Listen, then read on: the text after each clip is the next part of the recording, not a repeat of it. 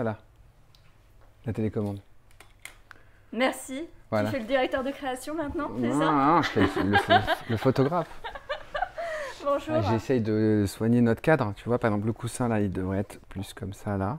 D'accord. Là, est-ce qu'on est bien de chaque côté là? Ça manque, il y a un problème d'équilibre. Voilà. Je soigne mon cadre. D'accord. C'est-à-dire que tu peux pas boire un thé. Voilà. Les cheveux. On a un petit problème au niveau de la coupe. Je pense qu'il y a ici, là. Est-ce qu'on pourrait avoir une petite retouche pour la coiffure, s'il vous plaît? D'accord. Et on dit quelque chose sur ta coupe à toi? Non, on n'en parle D'accord. pas. On a dit n'en qu'on parle parlait pas des cheveux, enfin pas des miens. Et merci d'avoir accepté cette participation à T'es unique. Donc T'es unique, c'est l'émission du personal branding pour les personnes dont le personal branding est fort, mais aussi J'ai déjà lâché là le truc. Bon, alors je comprends pas. Excusez-moi, est-ce que c'est possible que quelqu'un m'explique? Parce que personal branding, je comprends pas. Moi, je suis photographe, vous savez, les photographes, mademoiselle. Bah ouais, mais tu communiques sur toi non-stop et sur ta vie, et c'est sur tes chiens, et sur ta grand-mère, et sur ton bébé qui arrive, et ça devant des milliers de followers.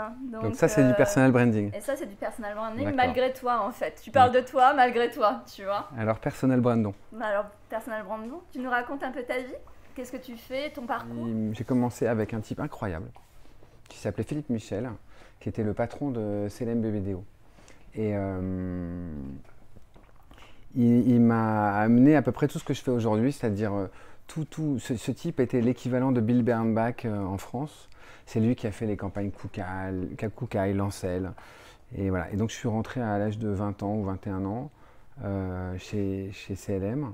Et j'y ai passé 10 ans. Il y a des gens incroyables qui sont sortis de là-bas. Georges Mohamed Cherif, par exemple, on était ensemble, qui a monté Buzzman, Pierre-Dominique Burgot, qui a fait aussi des choses très brillantes. Enfin, il y a eu beaucoup Remettons le setup. Remettons le setup, ok. Il y a eu beaucoup de gens comme ça qui ont continué. Et je pense que Philippe Michel, il nous a amené une chose, c'était l'idée avant tout. Et l'idée de se dire que la simplicité n'était pas forcément... ce qu'il fallait, c'était amener aux gens des choses nouvelles et brillantes. Voilà. Et moi, j'ai passé des années là-bas absolument géniales. J'ai fait de la pub comme ça pendant 10, 12 ans. Ça a été un peu une école du concept pour toi? Du concept et puis aussi enfin, de la rigueur, parce que quand tu bosses dans la pub, on t'apprend à monter une histoire et que cette histoire elle soit vraiment dingue. C'est-à-dire que tu ne peux pas te permettre de... Il y a des moyens qui sont donnés et tout doit coller. C'est-à-dire que tout doit aller dans l'idée et tout doit être parfait. Et donc je pense que toute la rigueur que j'ai sur mon travail actuel, dont j'essaie de me séparer de temps en temps aussi, et j'ai appris ça là-bas. Et voilà. Et après un certain nombre d'années, j'ai fait un livre que j'ai fait pour une jeune femme qui s'appelait le petit livre de Je t'aime à l'époque, qui s'appelle maintenant Je t'aime tout simplement. Il a été débaptisé. Ouais, voilà. Et ce livre, c'était des photos avec des textes. Et ça m'a amené à faire des photos. Alors au départ, le premier livre que j'ai fait, c'est des photos floues, souvent un peu ratées. Mais il y a des idées. Et le livre a très bien marché, on en a vendu 130 000. D'accord. Et puis ça m'a amené à en faire un deuxième, où là j'ai commencé à travailler avec un Hasselblad, avec une cellule, à faire attention à la lumière. Et puis j'en ai fait 3 en tout. Et à la fin de ça, je me suis dit que la photo et les idées, c'était quand même mon truc, et que la publicité, j'en avais fait un peu le tour. Donc tu as pris une autre direction. Exactement. Et tu t'es fait former, c'est ça? Ouais, et là, ça a été un moment un peu compliqué parce que je suis retourné à l'école, donc j'étais au Gobelin, qui est une école géniale. En parallèle, pour continuer à gagner ma vie, je faisais des freelances. Et on a un petit problème avec le setup parce qu'il y a, c'est pas grave. Il y a un tapis qui bouge au niveau du... Un tapis poilu. C'est ça. Et puis j'ai été assistant, j'ai servi le café, j'ai été sur des sets. Et puis petit à petit, j'ai commencé en parallèle des free que je faisais pour gagner de l'argent, de l'école et de l'assistanat. J'ai commencé à faire des séries avec ma grand-mère. Alors attends, là tu as fait un switch, mais comment tu as réussi à la convaincre ta grand-mère? Tu lui as dit, bon écoute Mamika, j'ai un deal à te proposer, elle t'a dit ok mon petit boubélé, je te dis ok, comment ça se passe? Alors en fait, bon, l'histoire c'est que ma grand-mère et moi, on a une histoire d'amour depuis toujours et qu'on passait notre temps ensemble. Et je rêvais de travailler avec un mec qui s'appelait Gilbert, qui s'appelle toujours Gilbert Cher, qui est un directeur de création, pour moi, un des plus brillants de ma génération et de la génération d'avant. Et Gilbert, pour travailler avec lui, je me suis dit, je vais envoyer ma grand-mère avec mon book. Elle va arriver dans son bureau, je vais appeler en disant, voilà, j'ai besoin d'un rendez-vous pour Sacha Goldberger. Elle va arriver et elle va lui montrer mes photos en disant, écoutez, je ne comprends pas très bien ce que c'est, mais c'est formidable, mon petit-fils travaille très bien. Il a beaucoup de talent. Il est incroyable, il faut l'engager. Et j'ai pas fait. Okay. Et quand j'ai été engagé par Gilbert m'a dit, je lui ai raconté cette histoire, et il m'a dit, mais si tu avais fait ça, j'aurais pris mon téléphone et je t'aurais engagé sur le champ. Et donc quelques années après, je me suis dit, qui mieux que ma grand-mère peut me représenter? Et donc j'ai fait mon site, et l'idée du site, c'était, je me suis dit, soit je vais sur les trucs ashkénazes, un peu à la Woody Allen, avec toutes les adresses de médecins, les médicaments qu'il faut prendre, l'aspirine, les doses, etc. Soit je fais un truc avec ma grand-mère qui va présenter mon travail. Elle ne comprend pas trop ce que c'est, mais pour elle, de toute façon, comme c'est moi, c'est merveilleux. Et donc c'était beaucoup de retouches, beaucoup de maquillage, parce qu'elles sont incroyables tes photos. Tu vois, alors au départ, on la voit. Ouais, mais ça c'est. Alors, on a travaillé ensemble pendant, je pense, presque 10 ou 12 ou 15 ans. Et donc nos premières photos, je suis arrivé un jour, je lui ai dit, écoute, je voudrais faire des photos de toi pour mon site. On a commencé à faire des photos où elle était souriante. C'était très chiant. D'accord. Et puis, au bout d'un moment, quelques jours après, quelques semaines après, je lui ai dit, il faut qu'on fasse autre chose. J'ai une autre idée et je suis venu la voir un jour et je lui ai dit, écoute, prends ta bombe de lac à cheveux et puis, s'il te plaît, téléphone avec. Et donc, elle a pris sa bombe et elle a commencé à appeler sa meilleure amie qui s'appelle Margit. Et elle a dit, alors Margit, bonjour. Et moi, j'ai assisté à la fausse conversation. C'était hilarant. Et pendant cette fausse conversation, j'ai pris des photos et je me suis aperçu que non seulement les photos étaient bien, mais qu'elle prenait bien la lumière et que finalement ça faisait quelque chose. Exactement. Ouais. Et donc, je crois que mon chien vient de boire dans mon thé. Non, à peine. À peine, oui. Non, je pense de toute façon, on partage tout. Oui, on partage les balles. Et donc, il s'est avéré que cette photo était chouette. On en a fait une seconde. Alors l'histoire commence à être un peu connue maintenant, mais j'avais un casque de moto rouge avec une étoile blanche et je lui ai dit, écoute mamie, est-ce que tu peux porter ce casque? Et comme elle avait toujours un problème avec sa coupe de cheveux, ma grand-mère elle avait la même coupe de cheveux que Bernadette Chirac, et donc espèce de comme ça de truc, et donc elle a mis le casque, elle a dit comme ça on verra un peu moins ma tête, chic, voilà. Et elle a posé comme ça, elle s'est mise comme ça et puis là où c'était assez amusant, c'est que elle se met devant un de ses placards, elle lève la tête, elle bouge plus. Elle bouge plus depuis au moins déjà 30 secondes. Et au bout de 30 secondes, je lui dis, mamie, ne bouge pas. Et on a fait la photo, et la photo était aussi vraiment chouette. Et elle m'a dit, je savais que ça te plairait.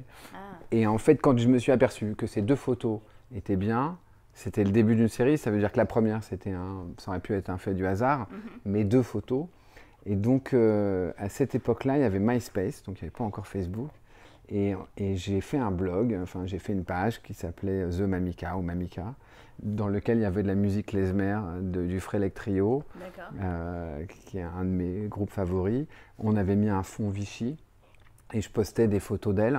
Et le truc a fait un espèce d'énorme carton. Et ça a participé à l'histoire parce que je lui avais offert un Mac à ma grand-mère.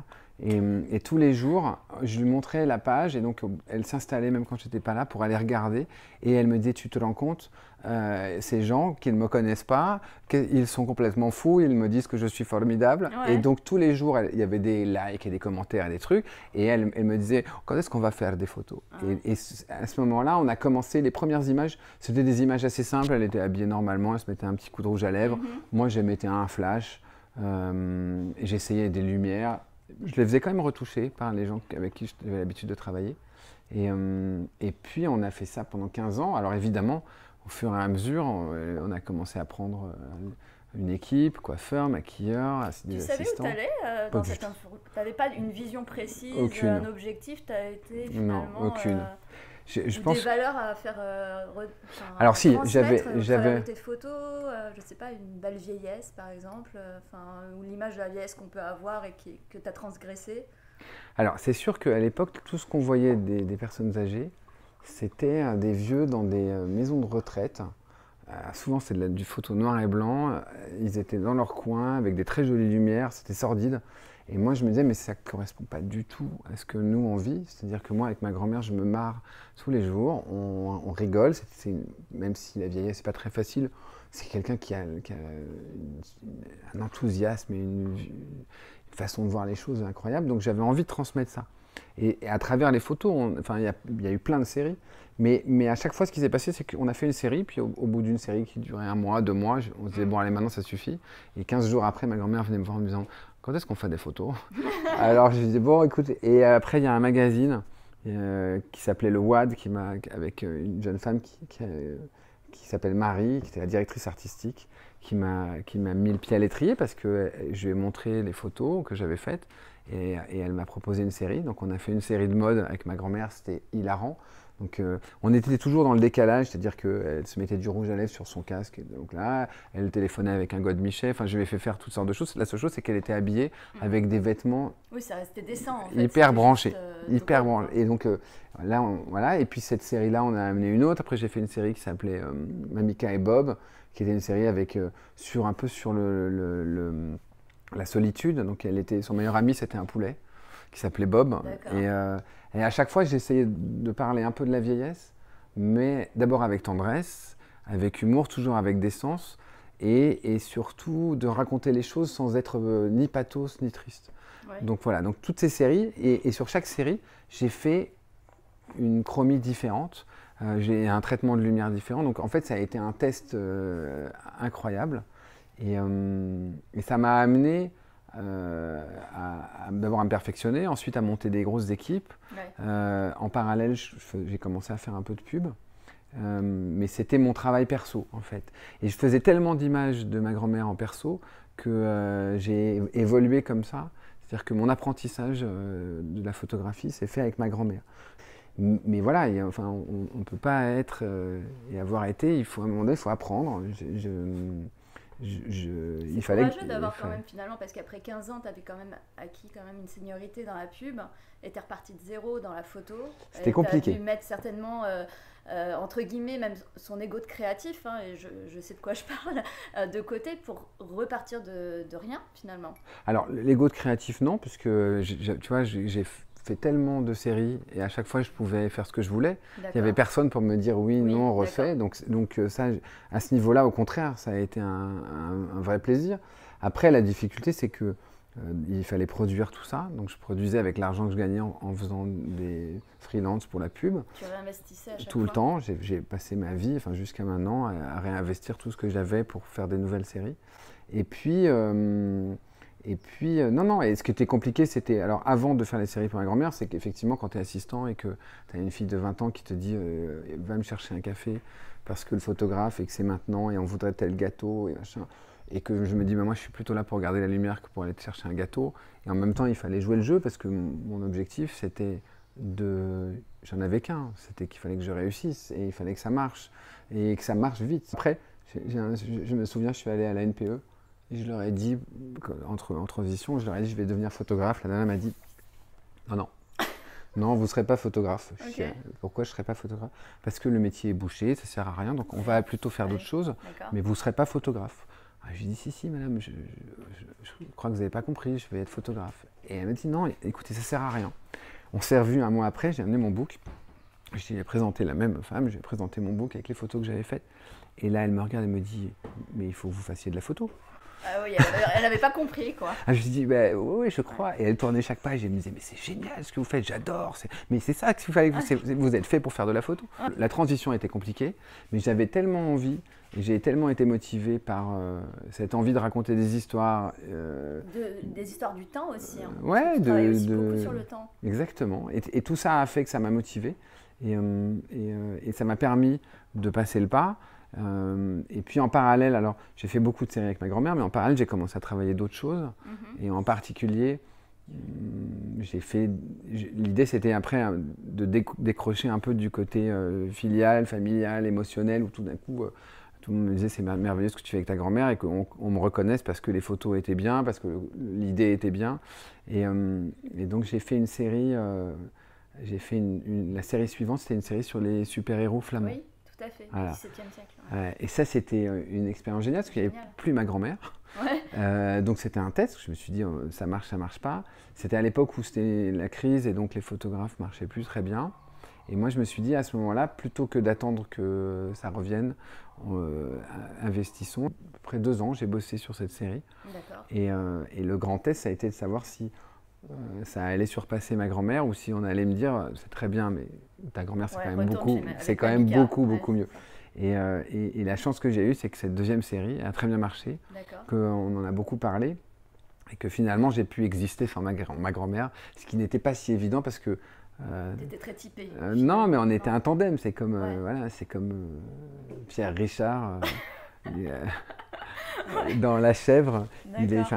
Tu l'associes pas. Et qu'est-ce qui, à chaque fois, t'a donné de l'énergie? Enfin, tu vois, je suppose que tu as eu des moments de doute. À chaque fois, à quoi tu t'es raccroché? Tu vois, même ce moment au tout début où tu m'as dit, ouais, bon, bah, j'ai pas envoyé mon book, j'ai regretté. Là, tu avais manqué un peu de rouspa, un petit peu, comme on dit en yiddish, tu vois, de culot. Qu'est-ce qui t'a fait finalement te surpasser à ce niveau-là quand tu avais des périodes de doute? Qu'est-ce qui t'a coaché, ou peut-être tu as eu un mentor?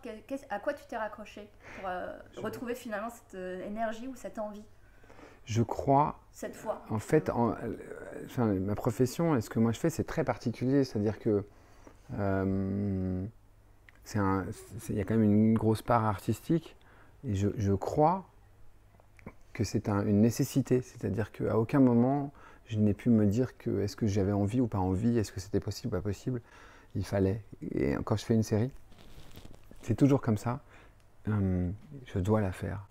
Et donc, avec le fait que tu dois la faire parce que c'est presque vital, ou même vital, tu ne peux pas te poser de questions, il faut y aller. Là, je fais des séries en ce moment, qui sont des séries qui sont phénoménales, avec des gens connus, des costumes, des sommes investies. Les dernières séries que j'ai faites, ça tourne autour de 150 000 € par série. Mais c'est pareil, je n'arrive pas à me dire, j'arrive pas à calculer en me disant c'est un bon calcul ou c'est un mauvais calcul, est-ce que c'est investi assez, pas assez.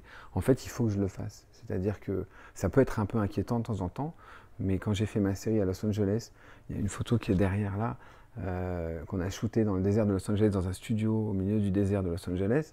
Au départ, je m'étais dit, la série va te coûter 30 000 balles, 35 000 balles. L'histoire m'a coûté 150 000 balles. Mais à aucun moment, je me suis dit, non, tu mets une voiture en moins, parce qu'on n'a pas l'argent. Je me suis dit, c'est pas possible, je veux cette image, et là, j'ai besoin d'avoir un taxi orange, et je veux ce modèle-là. Et je me suis donné les moyens. Et là, il faut le faire bien, et il faut que l'image soit parfaite. Après, peut-être que dans quelques années, je regarderai les images en me disant c'est dommage, j'aurais dû aller un peu plus loin, un peu moins loin. Mais en tout cas, à chaque fois, j'essaie de me donner les moyens complètement pour faire exactement ce que j'ai imaginé. Donc ce serait finalement le message que tu conseilles, enfin le conseil que tu pourrais donner, de se donner les moyens, laisser de côté les peurs de rentabilité, de ça va pas marcher, ces choses-là. Alors, moi j'ai deux choses. La première chose que moi on m'a apprise, et c'est ma grand-mère, ça vient de ma grand-mère, c'est que si tu travailles et si tu fais les choses bien, il y a un moment ou un autre où ça doit revenir. Et que je pense que le travail est source de tout. Et la deuxième chose, c'est que effectivement, moi quand je conseille, j'ai des gens qui travaillent avec moi, que je forme, ou des gens qui viennent me voir. Le premier conseil que je leur donne, il y a une seule vérité dans mon métier en tout cas, c'est l'envie. Parce que c'est des métiers très durs. Photographe, comme ça, on se dit waouh, le mec qui vient avec son appareil, il y a des filles partout, et c'est super et tout. Pas du tout. C'est plein de problèmes. Tous les jours, on a des gens qui peuvent plus. Il faut gérer les égos de chacun. Il faut trouver des solutions parce qu'il y a le décor qui ne peut plus ce jour-là. Et donc, la seule chose qui peut motiver le fait d'y arriver, c'est l'envie. Et je pense que si on a l'envie de faire quelque chose, c'est-à-dire que quand j'ai été voir cette dame de la NPE et que je lui ai dit je vais faire photographe et qu'elle m'a dit mais non pas du tout parce qu'il n'y a pas de place pour la photographie, et je lui ai dit mais si. Et la seule chose qui m'a motivé et qui me motive encore jusqu'à maintenant, c'est l'envie. J'ai envie, c'est-à-dire qu'à chaque fois que je me lève le matin de faire ce métier, j'ai envie de le faire. Même parfois quand c'est dur et pénible, il y a des moments où je suis au bord de la crise de nerfs, où j'ai envie de tout laisser tomber, mais l'envie me guide dans tout ce que je fais. Donc je ne crois pas qu'on puisse arriver à faire... Là j'ai fait une série qui s'appelle Louis 114, qui est une série futuriste de l'époque de Louis XIV, où on a fait 23 portraits avec des costumes d'époque futuriste, c'est-à-dire qu'on a tout dessiné, tout fabriqué, tout inventé, des objets, des coiffures. C'est un travail, ça nous a pris presque 2 ans. Il y a 65 personnes qui ont travaillé sur ce projet. Et dedans, il y a Pierre Richard qui joue Mazarin, il y a Mathieu Chédid qui fait Lully, il y a Louise Bourgoin qui fait Madame de Montespan. Enfin, il y a des personnalités. Et ça n'a pas été facile parce qu'ils avaient tous des emplois du temps très chargés. Il a fallu les convaincre, il a fallu convaincre l'équipe, il a fallu faire les essayages. Ouais. Et pourtant, la série existe. Je pense qu'elle est magnifique. Et qu'est-ce qui m'a motivé, qu'est-ce qui les a motivés? C'est mon envie. C'est-à-dire que même pour ces équipes, de savoir que la personne qui vous dirige ou qui génère le projet est passionnée de ce qu'il fait. Et voilà, et ça aide à croire. Si au-dessus de soi, on a quelqu'un qui doute et qui se lève le matin en vous disant « je suis pas sûr, c'est peut-être pas mal, mais est-ce qu'on devrait pas faire un autre truc ?» Et à un moment donné, ça marche pas. Ouais. Donc moi, c'est assez fatigant, ça nécessite beaucoup d'énergie. Mais c'est vrai qu'à chaque fois que je lance un projet, j'appelle mes équipes et je leur dis « voilà, on va faire ça, ça va être génial ». Et je ne le dis pas pour les convaincre, je le dis parce que effectivement, chaque projet que je fais, je me dis « mais… il faut, c'est vital, voilà, il y a un côté vital. » Ma première phrase ou ma première histoire, c'est que Philippe Michel, il m'a transmis la passion de l'idée. C'est-à-dire qu'avoir une bonne idée et la voir se réaliser, ça vaut tout. Il y a une espèce de jouissance là-dedans qui est au-delà de beaucoup de choses dans la vie. Et bon, moi je te dis que tu es unique. T'aimerais qu'on te dise quoi sur toi? Oh là là, qu'est-ce que j'aimerais qu'on me dise? Non, je crois que c'est pas mal que je suis unique. T'es unique, t'aimerais bien qu'on te dise que t'es unique. Ouais, mais t'es unique. Ouais, non, si, c'est une bonne... Je pense qu'effectivement, je pense que je suis ni mieux ni moins bien que les autres, mais je suis différent, ça c'est sûr. Il n'y a pas de... T'es différent, d'accord. Très différent, ouais, je suis très différent. Parfois c'est facile, parfois ça l'est un peu moins. D'accord. Mais... ouais, si je devais... Ouais, t'es unique, c'est pas mal. Ou parfois, j'aimerais bien qu'on me dise que je suis le meilleur, mais je sais pas si ça sert à quelque chose. Ok, merci Sacha, c'était super. Merci beaucoup. Vous pourrez retrouver tous les autres épisodes de T'es unique sur ma chaîne YouTube. Et je te dis à bientôt. Merci beaucoup. À la tienne avec ton poulpe. Et il a un peu un goût de chien, ce thé. Je sais pas pourquoi. Mais... ouais, c'est le goût de ta chienne. C'est ça. Ouais.